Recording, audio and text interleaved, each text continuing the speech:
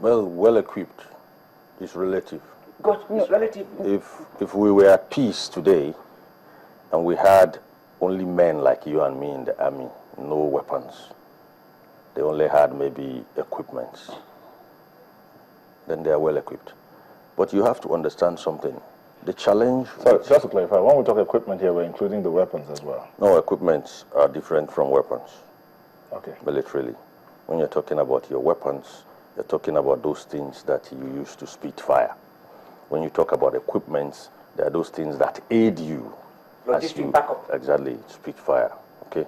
Your map is an equipment, your compass is an equipment, and all other technical devices that add up to giving you what you call success rates. Okay. Now, having spoken about that, we must begin to understand that the Nigerian army of today is a Nigerian army that actually needs to reform and upgrade. The reason is simple. You see, actively in Nigeria, there are three strata of youth generations. The Nigerian army is youth-driven. And the youth generations in the Nigerian army, the colonel, with all due respect, belongs to the baby boomer generation. Okay? We can consider them actively youths today. The youth generation in Nigeria at the top has mine and yours. We are called Generation X. Then there's Generation Y, which is the bulk. And then Generation Z. Generation Z are children that were born from 2000 to date. Generation Y, people that were born between 80 and 2000. And Generation X is actually people that were born anywhere from 65 to 79. Now, for us, Generation X, Y, and Z, there is no connect between us and what you now call the baby boomer generation. The CDS belongs to the baby boomer generation. The foot soldier is Generation X and Y. They think differently. They see it differently. Now, let me give you an example. General Colin Powell once had an interview and said somewhere that when he joined the army, they even told you the army will give you a wife when they feel you need it. Good. But today, that cannot apply.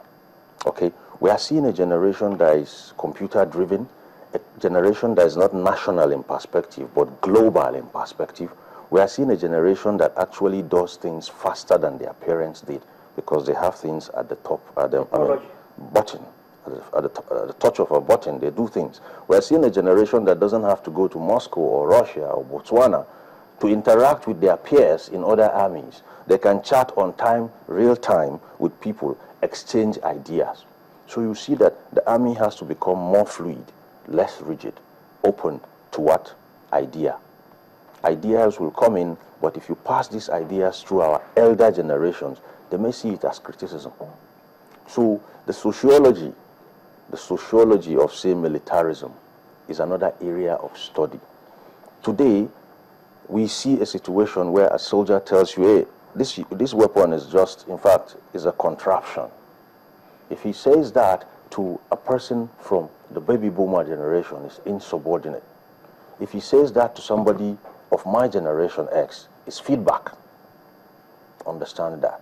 In those days, weapons are decided and chosen at the topmost echelon. They meet and decide, this is where we're going, this is what we need, go get it. The soldiers get it and receive their marching orders. Today, it doesn't work that way.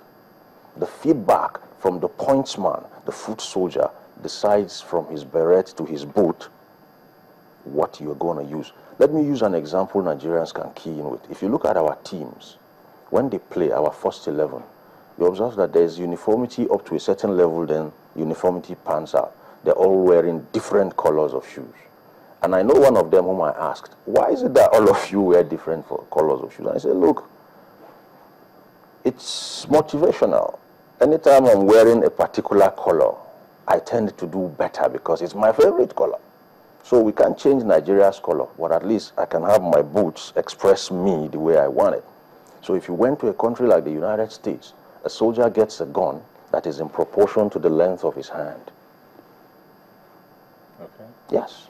They get feedback. What do you think about that boot? Man, it's a crazy contraption. I don't really like it. Why don't you like it? It's not padded. That's his personal need in a boot. So if you like To do that in Nigeria, you could just gather some 200 soldiers, give them blank pieces of paper. Don't put your name there. Just flow. Tell me, what do you think? You're going to get all sorts. Put them together. And you're going to begin to get feedback of what you should do. And when the things you do align with what they like, you're going to see what you call an exponentiation of results. That's what motivation can do. So basically, I think the top echelon within the armed forces is gradually phasing out from baby boomer generation to Generation X. The present service chiefs are not Generation X, but they are closer to Generation X. And if they begin to look at the sociology, these little subtleties that can embarrass you in big ways, you're going to see a U-turn. You're going to see an instantaneous change. It calls for study. Okay. Colonel Shebo. Yes, please. What he talked about the fact that weapons and equipment are usually decided at the top echelon. And perhaps that's what it used to be in your time. Yes. But let's look at the issue of funding. How were those equipment paid for? I mean, there's a budget. Yes. The Defense Ministry gets its own budget. Yes. They go buying the equipment, like right? I've said before. So, how do we account for all those monies if, based on that statement by the CDS, if over time, gradually, the military was neglected, but yet every year, the military was budgeted? Defense and security gets about the largest chunk. So how can we account for that? Who should be held responsible for that? Well, the military budget, by convention, is not supposed to be audited. If it is not audited, the budget was not given to the military to purchase weapons. They have their subheads. Just if security have two types of budget, we have what we call CAPEX and OPEX. That is capital expenditure and operating expenditure. These things are there. There are people at the top echelon who are in the top echelon of logistic branch, and then we are on the field operating the weapons. When the weapons are not good, we return back to them and tell them, look, this weapon, this is the problem, this is the problem. We don't want this. We want the one that is air-cooled. And some people will say, no, we want the one that is padded and can spit fire, and then that is very mobile and very light. Great, well, we give you that one. By the time you use a weapon that is light for 5-10 minutes, the barrel becomes hot. Then if it is not padded, it's no more useful to you. So whatever your top echelon then bought, just like my colleague was saying, you do not have a choice but to see how you can conform yourself to ensure that those weapons are effectively utilized to achieve your own aim. So the issue of budgeting and then spending government money is the army that decide, or the Ministry of Defense that decide what they need, how they need it, and how they are going to finance it. They can buy and decide to make a request from the president. The president may decide to grant the audience to them or not. But the most important thing is the Ministry of Defense is competing with other ministries in terms of budgeting, in terms of financing. And each and every one of them must be able to justify the necessity for that money that is being requested for. That if this money is not given and this equipment is not purchased, this will have an adverse effect on us.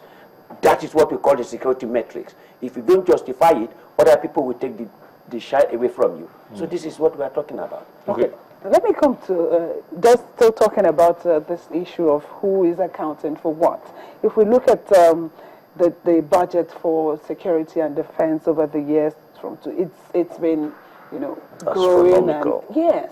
And then still we're talking about not enough weaponry. Yes, some people have said you have to take a step or some steps backward and remember the days of the military regime whereby, you know, for whatever reasons, the army is deliberately starved of weapons. But we are talking about democracy. There's so much money. He said, who should account for it? Some people have said, let's call some of these service chiefs back.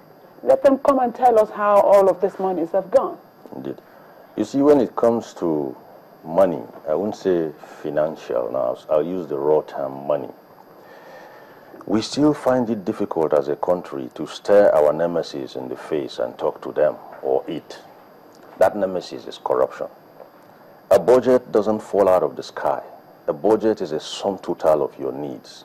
And how do you begin to gather your needs? take, for example, if you were going to the market and you had to buy meat, you're going to budget a sum for meat. But what informed the need for meat is because the pot was empty. So a budget comes through stages.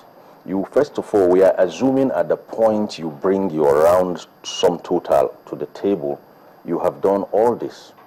And when you come, there's what you call business justification. You have to justify the amount you're asking for by telling us everywhere this collective amount will dissipate into. And when the budget is approved and somebody who actually wrote the list for you of what you require in your kitchen will receive the money to buy those things. So if we came today and we're not having those things, we can pinpoint what I call responsibility quotients to the last kobo.